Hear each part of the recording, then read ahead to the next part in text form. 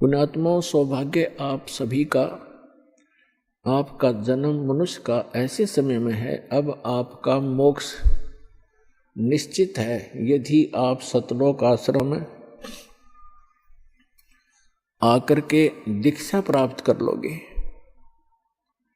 आपको यहाँ सांसारिक सुख भी होंगे, क्योंकि हम भक्ति तभी कर सकते हैं जब हमारा जो माइंड है, हमारा दिमाग है, ये टेंशन फ्री होगा। और टेंशन फ्री कैसे होगा? परमात्मा के सहयोग से होगा। जिन कारणों से हमें परेशानियां हैं उनसे हमें टेंशन है। जैसे किसी के पैर में कांटा लग गया है और कांटे से पीड़ा है, जब तक वो कांटा नहीं निकलेगा तब तक वो व्यक्ति पैर से चल नहीं सकता, 10 कदम भी नहीं चल सकता, और चलेगा तो बहुत ही अधूरे तरीके से। और जब वो कांटा निकल जाएगा, कांटा लगा क्यों? क्योंकि जूता ना पहनने से। और कांटा निकलने के बाद फिर उसको सलाह दी जाती है कि आप जी को ये पीड़ा कांटे की इसलिए हुई कि आपने जूता निकाल दिया। तो हमने बहुत जन्मों से जूते निकाल रखे हैं, हम नंगे पैरों घूम रहे थे। जूता किसे कहते हैं? पैरों की सुरक्षा का जो साधन, अर्थात हमारे जीवन रूपी सफर में हमें कष्ट जो होते हैं वो हमारे पूर्व जन्म के पाप कर्मों से होते हैं, और जो सुख होते हैं वो पूर्व जन्म के पुण्यों से होते हैं। हमने कई युगों से जूता, अर्थात परमात्मा की सत साधना हमें प्राप्त नहीं हुई थी। हम साधना भी करते थे, भक्ति भी करते थे, लेकिन हम भक्ति शास्त्र विधि त्याग कर मनमाना आचरण करते थे। तो वो जो साधना थी, वो जो हमने प्लास्टिक की चप्पल पहन रखी थी, उनमें से आर पार कांटे निकलकर हमें लग भी रहे थे। हम सोच रहे थे हमने कुछ पहन भी रखा है, फिर भी कांटे लग रहे हैं। हमें ये नहीं मालूम था कि जो चप्पल हमने पहन रखी है ये कांटों से प्रोटेक्ट नहीं कर सकती। मोटी तली का जूता जो कांटों को भी मसलता हुआ चले, वो है सत साधना, शास्त्र अनुकूल भक्ति। तो पुण्यात्माओं, अभी तक हम सभी शास्त्र विधि त्याग कर मनमानी पूजाएं कर रहे थे, जो नकली संतों, आचार्यों, शंकराचार्यों, ऋषि महर्षियों, नकली महर्षियों से प्राप्त थी। और जिस कारण से हम युगों युगों से हमारे पैर कांटों से भरे पड़े हैं, यानी पाप कर्मों से हम सने पड़े हैं। उन पाप कर्मों से अब छुटकारा पाने का तरीका मिल गया हमें। अभी तक उन कांटों को निकालने का साधन किसी के पास नहीं था। सभी ये कह देते थे कि जो आपके प्रारब्ध में लिखा हुआ है, अर्थात आपकी किस्मत में जो लिखा हुआ है वो तो भोगना ही पड़ेगा। और साथ में ये भी सलाह देते थे कि भक्ति तो करते ही रहना चाहिए, भविष्य में आपको सुख हो जाएगा। तो पुण्यात्माओं, जिसके पैर में कांटा लगा हो और उसको कोई सलाह दे कि आपके पैर का कांटा तो निकल नहीं सकेगा, ये तो पैर में ही रहेगा आजीवन, अब आप जूते पहन लो, भविष्य में कांटा नहीं लगेगा। कांटा लगे पैर में जूता पहना ही नहीं जा सकता, यानी कोई टेंशन युक्त व्यक्ति भक्ति कर ही नहीं सकता। अब वो कांटा निकले और फिर उसको सलाह दी जाए, वो तो फिर उसको भी अंडरस्टूड हो जाएगा कि हाँ ये दुख मुझे किस कारण से आया, फिर वो कभी नहीं उतारेगा। तो पुण्यात्माओं, ये युगों युगों के जन्म जन्म के कांटे सतलोक आश्रम बरवाला में कबीर परमात्मा की सत भक्ति ही निकाल सकती है, जो यहाँ पर निकल रहे हैं। और फिर आपको शास्त्र अनुकूल साधना दी जाती है। वो ऐसा मोटे तली का जूता है, इसमें से कांटे लग ही नहीं सकते। तो मर्यादा और भक्ति आप करते रहना, आपके जीवन में सारे सुख होंगे, पिछले जो जितने भी कष्ट हैं आपके निवारण होंगे। अब जैसे किसी को किसी भी कारण से टेंशन बनी हुई है,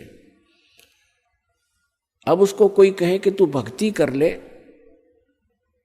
और जो दुख है वो तो तेरा बना ही रहेगा, वो कभी नहीं कर सकता। वैसे तो जितने भी संत महात्मा हैं ये नकली डुप्लीकेट, ये पहले कोई दुखी प्राणी इनके पास जाता है, प्रत्येक को जंतर मंतर पैसे अनुष्ठान करूंगा इतने पैसे दे दे, ऐसे करूंगा ऐसे कर दे, वो सारा कुछ करते भी हैं। लास्ट में कह देते हैं भाई देखो हमने तो जो करना था कर दिया, अब ये तेरे भाग्य में है, तेरी किस्मत में है, तेरे प्रारब्ध में तेरे प्रारब्ध में है, ये तो भोगना ही पड़ेगा बच्चा। लेकिन आत्मा फिर भी संतुष्ट नहीं, उसको त्याग कर वो किसी और दूसरे अधिक सुप्रसिद्ध संत के पास या कोई जंतर मंत्र करने वाले के पास अवश्य जाएगा, और ये भटकता ही रहेगा दुखी प्राणी, या तो मर जाएगा और या फिर नास्तिक हो जाएगा, यदि उसको सत साधना और पूर्ण परमात्मा की सत भक्ति सतगुरु के माध्यम से नहीं मिलती है। जब आपको सतगुरु के माध्यम से सतभक्ति प्राप्त हो जाती है, फिर आपके वो दुख जो आए थे वो टलेंगे, वो तो समाप्त हो जाएंगे, और फिर आपको महसूस होगा कि आज यदि शरण में नहीं होता, इस सत साधना नहीं कर रहा होता, कबीर परमेश्वर की शरण नहीं होती, आज मुझे इतनी हानि होनी थी सोच भी नहीं सकते, या तो मृत्यु हो जाती। ऐसी दुर्घटना टालेगा ये कबीर भगवान आपकी, आप देखते ही रह जाओगे। भगवान का जो रोल हुआ करता है ये परमात्मा आपको स्पष्ट करके दिखाएगा। तो पुण्यात्माओं, आपका घना सौभाग्य है कि आप जी को सतलोक आश्रम बरवाला में आने का सौभाग्य प्राप्त हुआ। एक दिन पूरा विश्व आएगा, पूरे विश्व को ये भक्ति करनी पड़ेगी। अभी तो हम अपने एक मानव सोच के आधार से यहाँ के विकास को ही महत्व देते हैं। कोठी बना लेना, बढ़िया लंबी कार खरीद लेना और बैंक बैलेंस बना लेना, कोई फैक्ट्री लगा लेना, कोई मंत्री, मुख्यमंत्री, प्रधानमंत्री या राष्ट्रपति बनकर हम ये सोच लेते हैं हमने मानुष जीवन का जो लक्ष्य पूरा कर लिया। मानुष जीवन का तो काम भी स्टार्ट नहीं किया आपने। अब ये मुखिया, प्रधानमंत्री, मुख्यमंत्री ये तो हर एक ग्रुप में होते हैं। हम पढ़ा करते थे कि ये मधुमक्खियों में भी एक रानी मक्खी होती है, वो राजा रानी फिर वहाँ भी वही कंट्रोल में लगे रहते हैं और फिर गधे बन जाते हैं।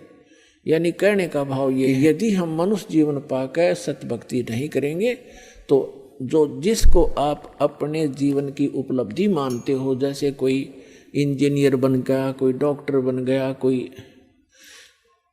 मंत्री बन गया, एमएलए चेयरमैन बन गया, मुख्यमंत्री बन गया, कोई आईएएस आईपीएस बन गया या कोई जज बन गया, ये सोचा हमने पूरा कर दिया मनुष्य जीवन। मनुष्य जीवन तो स्टार्ट भी नहीं हुआ आपका, जो मनुष्य जीवन से कार्य आपने, तो ये बात सब क्या समझ में आवेगी, क्योंकि अभी तक ऐसा ज्ञान हमें मिला ही नहीं था जो आत्मा को झंझोड़ कर धर दे। ये झंझोड़ कर धर देगा, विवश कर देगा आपको सोचने के लिए कि क्या कर रहे हो और करना क्या चाहिए था।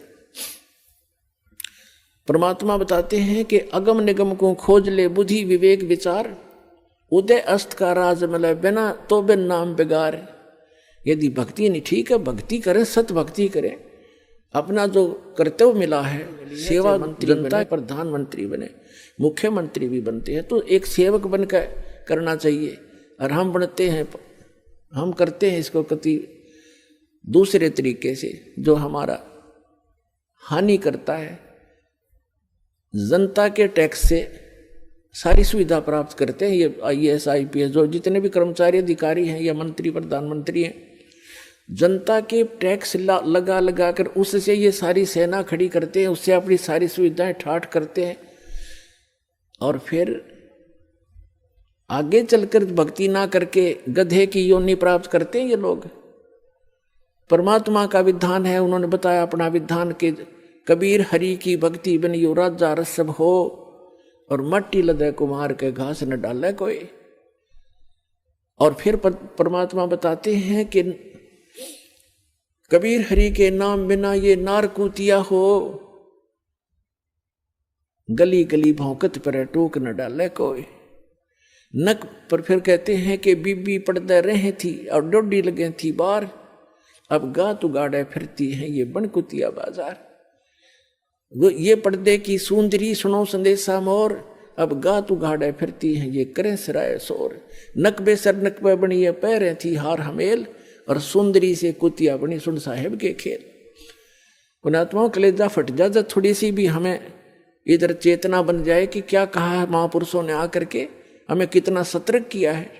ठीक है, कोई बीबी रानी है या कोई मजदूर है, वो अपने संस्कार से है, लेकिन भक्ति तो सबके लिए है, और सब एक जैसा भक्ति धन प्राप्त कर सकते हैं, चाहे गरीब है और चाहे अमीर है, प्रजा है या राजा है, ये सबके लिए सामान्य है। आम ऐसी भक्ति है कि सभी कर सकते हैं, लूले लंगड़े तो किसी प्रकार के स्वस्थ जैसे भी। और ये ऐसी साधना है, चलते फिरते उठते बैठते आप कैसे भी कर सकते हो।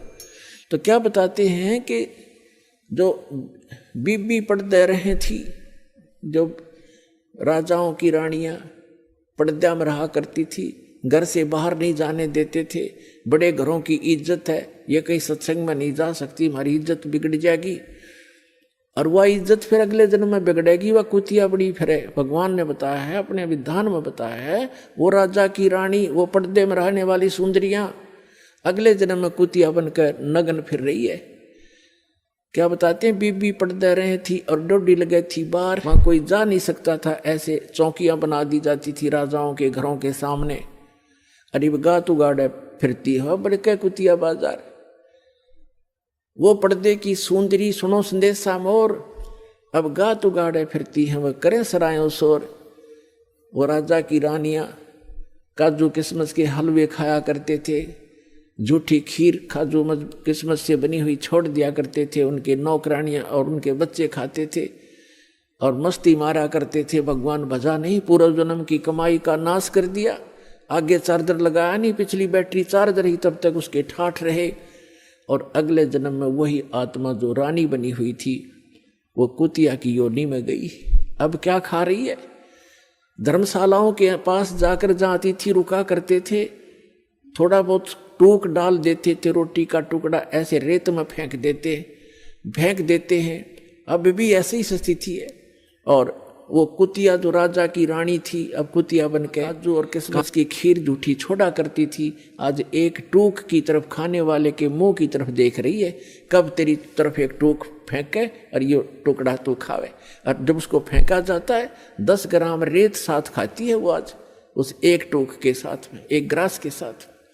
तो परमात्मा आगाह करते हैं कि बच्चों ठीक है, अपने संस्कार से आप जो भी जिस पोस्ट पे हैं और जिस भी पद या आप जिस स्थिति में हैं, लेकिन भक्ति तो करो। पिछला बैटरी चार्ज आपकी इन्वर्टर की या चल रही है, ये डिस्चार्ज होगी, सारी असुविधा हो जाएंगी, एकदम कड़च हो जाएगा सारा का। मंत्री, मुख्यमंत्री, प्रधानमंत्री कैसे मर रहे हैं, कितनी आशाएं लेकर चल रहे थे, 1 सेकंड में हेलीकॉप्टर से मृत्यु हुई, और क्या लेकर गए साथ। ऐसे ही कोई भी व्यक्ति है, सभी की यही स्थिति है। उसका विकल्प बताते हैं परमात्मा,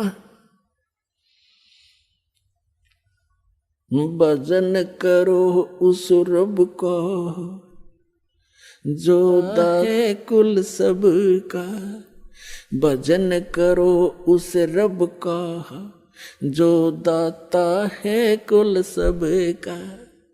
उस परमात्मा की भक्ति करो जो पूरे विश्व का दाता है। श्रीमद् भगवत गीता अध्याय नंबर 15 के श्लोक नंबर 16 और 17 में तीन पुरुष बताए हैं। एक सरपुरुष, ये 21 ब्रह्मांड का मालिक है, इसको वेदों के ज्ञाता, इसको ब्रह्म बोलते हैं, इसको संतों ने इसको क्षर ब्रह्म कहा है, और गीता में इसको सरपुरुष कहा है। और दूसरा जो 21 सातसंग ब्रह्मांड का स्वामी है वो अक्षर पुरुष है, उसको अक्षर ब्रह्म कहते हैं, उसको पर ब्रह्म भी कहते हैं। पर ब्रह्म माने नेक्स्ट ब्रह्म। और जो सबका जो मालिक है, जो दाता है कुल सबका, वो परम अक्षर ब्रह्म है, वो सत्य पुरुष है, उत्तम पुरुष है। तू अन्य परमात्मा इति उदाहरत है। ये लोग चरमावै से विवृति अवय ईश्वर है। वो उत्तम पुरुष इन दोनों से श्रेष्ठ, तो इनसे अन्य है वो परमात्मा जो वास्तव में भगवान कहा जाता है।